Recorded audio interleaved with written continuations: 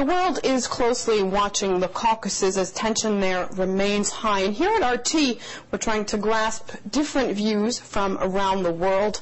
And joining me now is Pat Buchanan, the well-known American political commentator and writer. Thank you for inviting us into your home here in Virginia. I'd like to start by reading a small piece of an article you wrote recently on the situation in the Caucasus.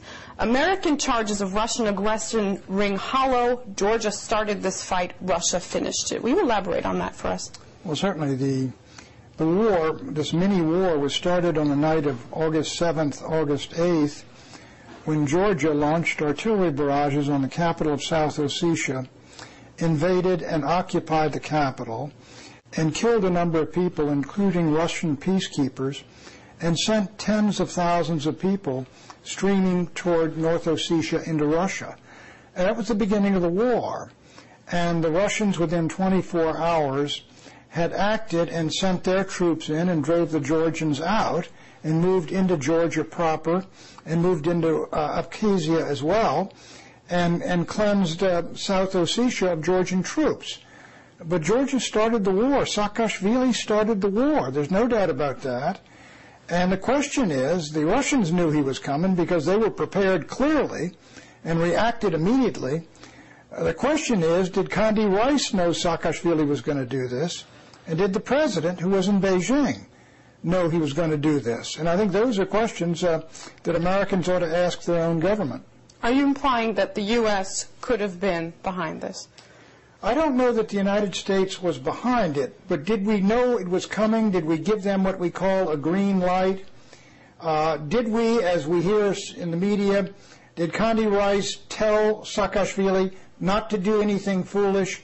I don't know, but I would certainly hope the Congress of the United States would conduct hearings and find out what we told him or didn't tell him, because had Georgia been in NATO, when this occurred, the United States would be eyeball to eyeball with Russia, having to fulfill a NATO war guarantee and having allowed Saakashvili to draw us into a confrontation. So I think it's a very important question. Now that sort of goes hand in hand with another thing you've said in another article on the situation in the Caucasus, which is for a dozen years Putin and co. have watched as U.S. agents have helped to dump over regimes in Ukraine and Georgia that were friends to Moscow. Now, is that an implication that the U.S., in one way or another, handpicked Saakashvili or President Yushchenko of Ukraine? I think what the United States has been doing, and certainly some of these non-government institutions, NGOs, organizations, have been over there aiding individuals we consider Democrats in the National Endowment for Democracy, and aiding them and providing them with the same things we gave to Solidarity during the Cold War, and helping prepare them basically to remove from power autocrats of whom we disapprove who may be allied with Russia. And I can understand Russia saying, why are you interfering in the internal affairs of these countries? This is not the Cold War. The Cold War is over. The Comintern in Moscow in the Cold War used to do that in the West. And if the United States, I think if we found people in this country who had been given money and been given training to dump over the government of George Bush in some election, you would hear about it. Up until 2 weeks ago, I doubt any audience of CNN America or Fox knew what South Ossetia was or where it is. Why do you think Western news outlets were so quick to jump on headlines such as Russia invades Georgia or Russia attacks Georgia, when clearly the case wasn't that simple? Well, the case wasn't that simple, and I think it has been, the coverage has been biased, and the coverage has also been incomplete in the sense that the American people weren't told emphatically who started the war.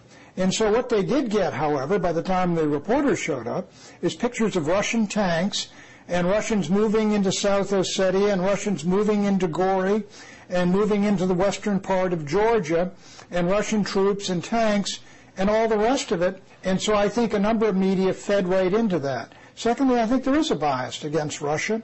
among neoconservatives in the United States, and among some of these folks who basically have the vested interest of Saakashvili at heart.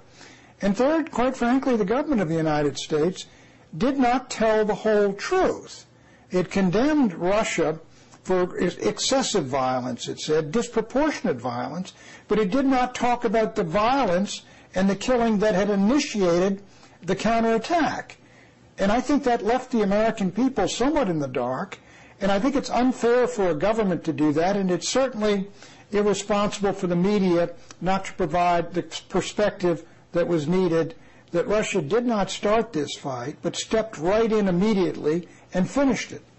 Now, speaking of the American people who very soon will have to make a very important choice, I'd like to speak a little bit about the fact that since this conflict broke out, that John McCain's poll numbers have gone up. So are Americans a people that want to see their president be tough on Russia? I think Americans want to see a president of the United States who responds toughly if he sees a small country being attacked or aggression committed against a small country. And it was put into that category just as McCain was beginning to speak. It looked as though here come the big bad Russians again. And so McCain, when he looks like he's standing up and being tough, the American people naturally respond to that. But I don't think the American people want a war with Russia. I don't think they want a Cold War with Russia. I mean, Americans understand that if they're given the full facts, and